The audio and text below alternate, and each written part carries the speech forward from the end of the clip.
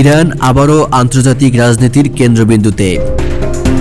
দেশটির সামরিক বাহিনী দাবি করেছে তারা এমন একটি অত্যাধুনিক আন্তঃমহাদেশীয় ব্যালিস্টিক ক্ষেপণাস্ত্র তৈরি করেছে যার পাল্লা প্রায় 10,000 কিলোমিটার।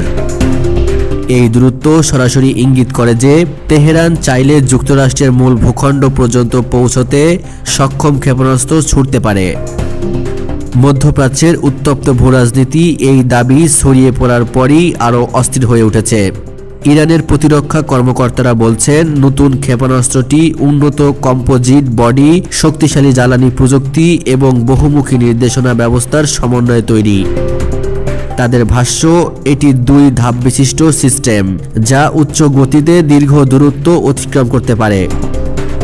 দেশটি আরও জানায় প্রযুক্তিগত উন্নতির ফলে ক্ষেপণাস্ত্রটির নিয়ন্ত্রণ ব্যবস্থা আরও স্থিতিশীল হয়েছে এবং লক্ষ্যবস্তুর ওপর সফল আঘাত হানার সক্ষমতা আগের যে কোনো সময়ের চেয়ে বেশি। যুক্তরাষ্ট্র ও ইউরোপের নিরাপত্তা বিশেষজ্ঞরা বলছেন ইরান যে পাল্লা দাবি করছে তা বাস্তবে কোনো পরীক্ষায় নিশ্চিত করা হয়নি। এসব দাবি তাই আংশিক রাজনৈতিক প্রচারণা হতে পারে। তবুও যুক্তরাষ্ট্রের সামরিক কর্মকর্তারা সম্ভাব্য ঝুঁকি অস্বীকার করছেন না। তাদের মতে ইরান যদি সত্যিই এই প্রযুক্তি অর্জন করে থাকে তাহলে দেশটির প্রতিরোধ ক্ষমতা আঞ্চলিক সীমা ছাড়িয়ে বৈশ্বিক পর্যায়ে চলে যাবে, যা মার্কিন নিরাপত্তা কৌশলের ওপর সরাসরি প্রভাব ফেলতে পারে।